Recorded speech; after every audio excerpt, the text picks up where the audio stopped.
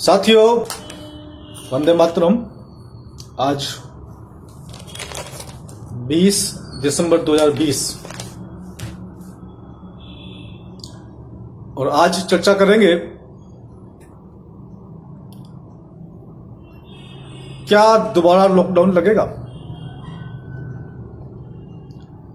तो ये बात पिछले कई महीनों से हम डिस्कस कर रहे हैं।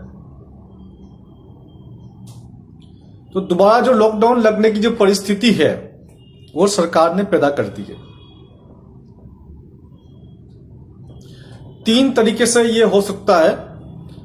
पहला तरीका तो कंप्लीट लॉकडाउन जैसे पहले हुआ था वैसा, परंतु उसका विरोध ज्यादा होगा। सरकार को पता है कि उसका विरोध बहुत होगा।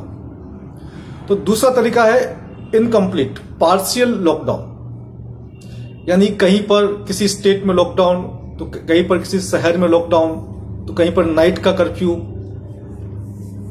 कहीं पर सैटरडे संडे का कर्फ्यू, ऐसा हो सकता है। और तीसरा तरीका है जो कंटेनमेंट जोन जो बनाया है सरकार ने, छोटे छोटे जोन बनाया है, वहां पर कंप्लीट सील, आवश्यक सेवाओं के लिए दूध दही को छोड़ करके। तो सरकार ने उसके लिए सारी तैयारियां शुरू कर दी है और माहौल बनाना प्रारंभ कर दिया है। अभी कल परसों ही सुप्रीम कोर्ट की ओर से कहलवाया गया कि कंटेनमेंट जोन को पूरी तरह सील किया जाए। उसी सिलसिले में ये आज का दैनिक जागरण अखबार है, कोरोना वायरस के नए रूप से हड़कंप मचा। तो मैं आपसे कह रहा था कि भाई ये लोग कहेंगे कि भाई दूसरी बार लॉकडाउन की आवश्यकता है। क्यों है? क्योंकि कोरोना दोबारा आ गया है, पहले से अधिक खतरनाक हो गया है। अभी इन लोगों ने बोला कि खतरनाक तो कम है लेकिन 70% अधिक संक्रामक है। तो कल को ये बोल सकते हैं जी ये 5%, 10%, 20%, 50%, 70% अधिक आक्रामक है, अधिक खतरनाक है या अधिक संक्रामक है। जो बात हम लोग डिस्कस कर रहे थे पिछले कई महीनों से, वही बात आज इसमें सामने आ गई। ब्रिटेन से आवाजाही बंद, कई देशों के बाद भारत ने भी रोकी उड़ानें। इटली, ऑस्ट्रेलिया, डेनमार्क और दक्षिण अफ्रीका में भी मिला नया स्ट्रेन। देखो कैसे आपको मूर्ख बना रहे हैं। एक स्ट्रेन नया और एक साथ कई देशों में आ गया। इटली, ऑस्ट्रेलिया, डेनमार्क, दक्षिण अफ्रीका, अलग अलग महाद्वीप में एक नया स्ट्रेन अलग अलग महाद्वीप में एक साथ आ गया है ना। तो आप समझ सकते हैं, चोर की दाढ़ी में तिनका होता ही है। तो आपको समझने की आवश्यकता है कि झूठ तो झूठ ही होता है। एक झूठ को सच बताने के लिए 100 बार झूठ बोलना पड़ता है, वो यही तरीका है। इजराइल ने ब्रिटेन से लौटने वालों को एयरपोर्ट पर रोका, माहौल बनाना शुरू कर दिया इन लोगों ने। यह कोई मूर्ति है। डॉक्टर विवेक मूर्ति कह रहा है कि भाई ज्यादा घातक नहीं लेकिन ज्यादा संक्रामक, 70%। डराने का तरीका, घातक ज्यादा नहीं, डरो मत, लेकिन फ्लाइट बंद कर दी सरकार। क्या कह रही? डरो मत, लेकिन फ्लाइट बंद। बचाव ही तरीका। हैनकॉक, अब ये हैनकॉक कौन है? ये ब्रिटेन के स्वास्थ्य मंत्री है, मैट हैनकॉक। प्रतिबंध वाले इलाकों में रहने वालों को खुद को संक्रमित मानते हुए सतर्कता के कदम उठाए। खुद को संक्रमित मानते हुए सतर्कता के कदम उठाए। एक ही भाषा विश्व के सभी नेता, किसी भी देश का प्रधानमंत्री हो, राष्ट्रपति हो, स्वास्थ्य मंत्री हो, एक ही भाषा प्रयोग करो। तेजी से फैल रहा नया स्वरूप। डॉक्टर एरिक वोल्स ने कहा कि नया स्ट्रेन तेजी से फैल रहा है। इसे कैसे पता चला? नया स्ट्रेन आया है, पता चल गया, और तेजी के साथ फैल रहा है, इसको पता चल गया। इस पर नजर रखने की जरूरत है। यह है खतरा 70% ज्यादा खतरनाक। और क्या है? सहमे शेयर बाजार और टीकों के असर पर भी उठने लगे सवाल। तो कहने का मतलब यह है कि इन लोगों ने वो बात जो हम कह रहे थे, दूसरा लॉकडाउन कंप्लीट या पार्शियल या कंटेनमेंट जोन की सीलिंग,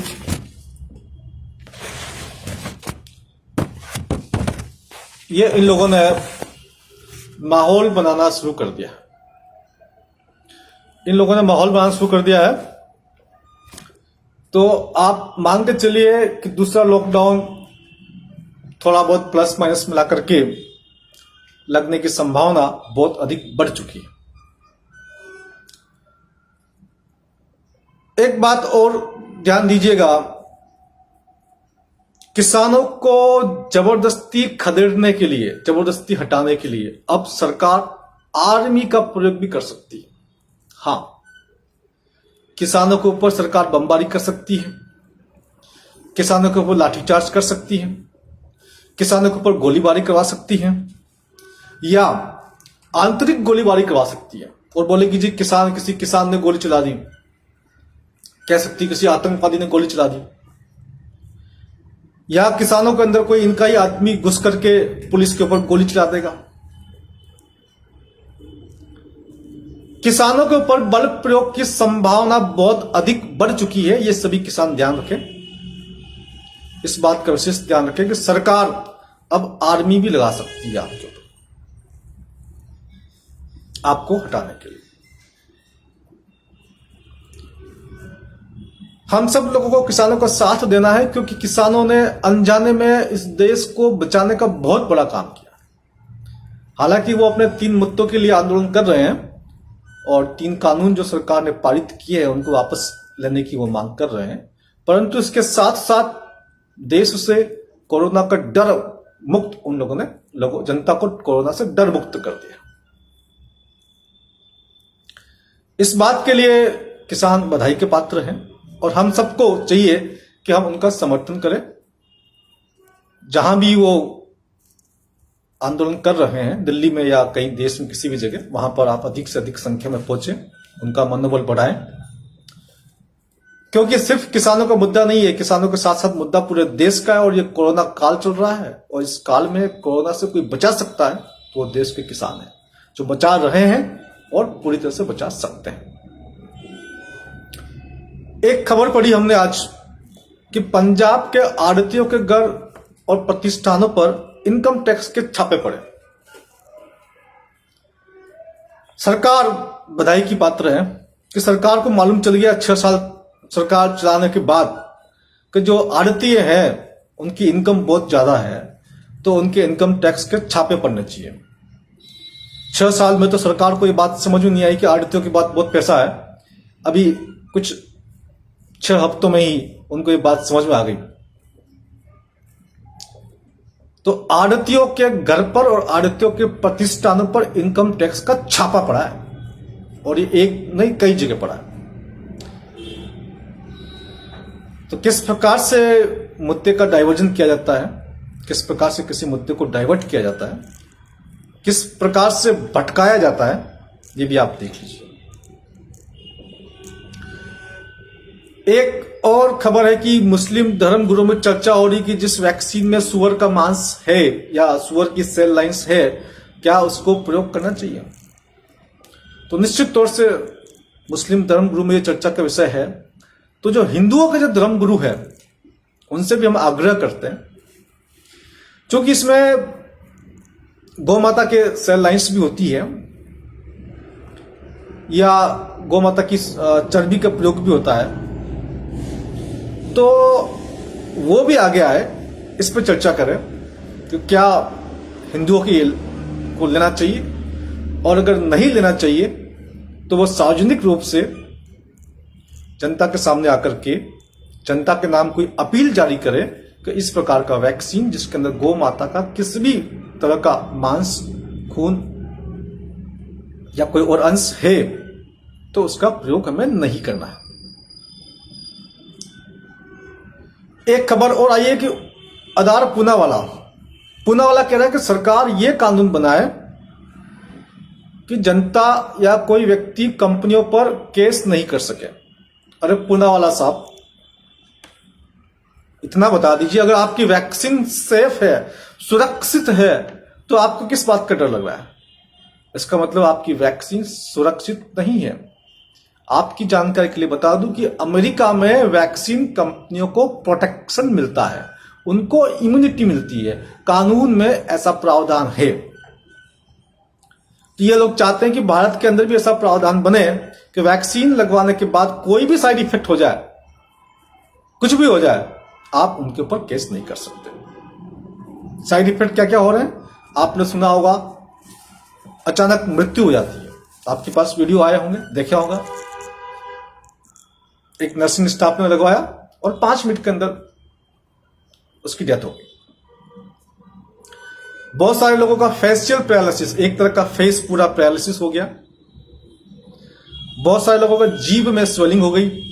बहुत सारे लोगों की सूंघने की क्षमता चली गई। बहुत सारे लोगों की मेमोरी चली गई, वो पहचान नहीं पा रहे अपने घर वालों को। ब्राजील के राष्ट्रपति कह रहे हैं कि वैक्सीन से अगर महिला को दाढ़ी आ जाए तो फाइजर जिम्मेदारी नहीं होगा। ये ब्राजील के राष्ट्रपति कह रहे हैं। तो आप समझ सकते हैं इंसान को ये किस रूप में ले रहे हैं। वैक्सीन बनाने वाली कंपनियां और हमारी सरकार जो इन बिग एलाइट्स के साथ मिली हुई है, चाहे वो कोई भी पार्टी हो, चाहे भाजपा हो, चाहे कांग्रेस हो, चाहे आम आदमी पार्टी हो, चाहे कोई और पॉलिटिकल पार्टी हो, ये सब के सब एक ही थैली के चट्टे बट्टे हैं। इन सब ने मिलकर के देश की जनता को गुलाम बनाने का जो बड़ा षड्यंत्र रचा है, उस षड्यंत्र की पोल प्रतिदिन हम सबको मिलके खोलनी है। और साथियों, पिछले 10 महीनों की मेहनत से, आप लोगों की मेहनत से मैं आप सबको धन्यवाद देना चाहता हूं। आपने इतनी मेहनत की, एक एक वीडियो को वायरल किया, जिसकी वजह से हमारी जीत हुई है। कैसे हुई है? पहली जीत तो यह हुई कि सरकार को झुकना पड़ा। जो सरकार ये कह रही थी कि सबको वैक्सीन लगाएंगे, वो ये कह रही कि भैया सबको नहीं लगाएंगे, जो लगवाना चाहता उसको लगवाए। हालांकि ये सरकार का ट्रैप है, ये भी सरकार का षड्यंत्र है, ये भी एक जाल है। इस जाल में नहीं फंसना है। वो शुरुआत में कुछ को लगाएगी, बाद में धीरे धीरे सबको पकड़ेगी। तो कोई भी व्यक्ति हो, चाहे इस देश का कोई भी नागरिक हो, हम उसको जानते हैं नहीं जानते हैं, हमारा पारिवारिक संबंध है नहीं है, मित्र का परिवार का है नहीं है, कोई बात नहीं, किसी भी व्यक्ति को ये खतरनाक वैक्सीन नहीं लगनी चाहिए। और खास तौर से जिस वैक्सीन की आवश्यकता नहीं है, एक सिंपल फ्लू के लिए, ये शॉट हमें किसी भी व्यक्ति को नहीं लगवाना है। हर व्यक्ति को समझाना है। कोई व्यक्ति हमें कितनी गाली दे, कोई बात नहीं, हमें उसको समझाना है बात। तो हमारी जीत हुई है। सरकार को एक कदम पीछे हटना पड़ा। हालांकि सरकार ने गेम खेला यहां पर, फिर भी हमें थोड़ा समय मिल गया और लोगों को समझाने का। दूसरी जीत जो मिली है, वो जीत ये मिली है कि आप देखिए, इंडियन एक्सप्रेस में एक खबर छपी है, 70% लोग वैक्सीन नहीं लेना चाहते। 70% लोग वैक्सीन नहीं लेना चाहते हैं। ये एक इंडियन एक्सप्रेस में न्यूज छपी है। आप टाइप कीजिए गूगल पे, आपको वो लिंक मिल जाएगा। तीसरी जीत का जो संकेत है, एक वेबसाइट पे पोलिंग चल रही है, edsansar.com/poll-corona। वहां पर 8 तारीख से पोलिंग चल रही है और पिछले 12 दिन में, 13 दिन में, 14 दिन में 72%, 72% लोगों ने कोरोना को फर्जी महामारी माना है। उनके हिसाब से कोरोना एक फर्जी महामारी है।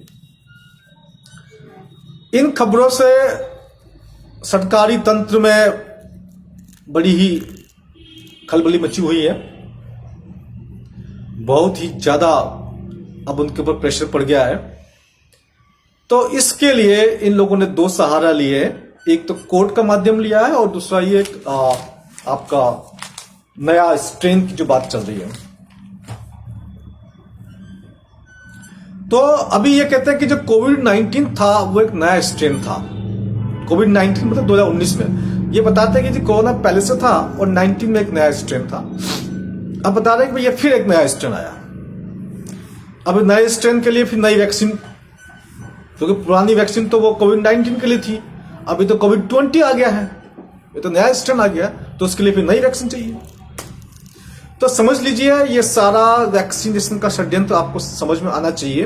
ये कुछ नहीं है, ये आपको जबरदस्ती एक खतरनाक वैक्सीन लगवा करके आपके शरीर में कुछ परिवर्तन करा करके आपको एक डिजिटल आईडी, एक सर्टिफिकेशन देने की इनकी योजना है। वो अगर आपको मिल गया सर्टिफिकेट तो आप सरकार के कब्जे में आ गए। वो एक पट्टा है, जैसे कि जानवरों को गले में डाला जाता है, बस ये एक वो डिजिटल पट्टा है। तो इस बात से सतर्क रहे, एक एक आदमी को जानकारी दें, चाहे हमारा मिलने वाला हो चाहे नहीं है, चाहे वो हमको गाली दे फिर भी आप उसको बताएं। एक बार, दो बार, तीन बार, कहीं ना कहीं वो सोचेगा।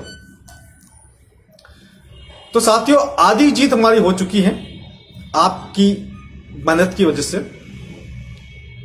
आपकी मेहनत को सलाम।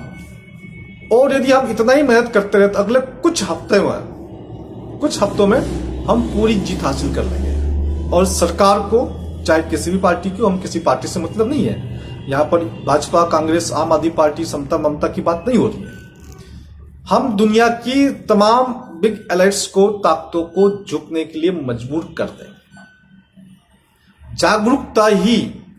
जागरूकता फैलाना, अधिक से अधिक जागरूकता फैलाना ही इस षड्यंत्र का समाधान है। अधिक से अधिक विरोध करना, अधिक से अधिक सड़कों पे आना, और जो सड़कों पे आए हैं किसी भी कारण से, किसानों का, उनका साथ देना इस समस्या का समाधान है।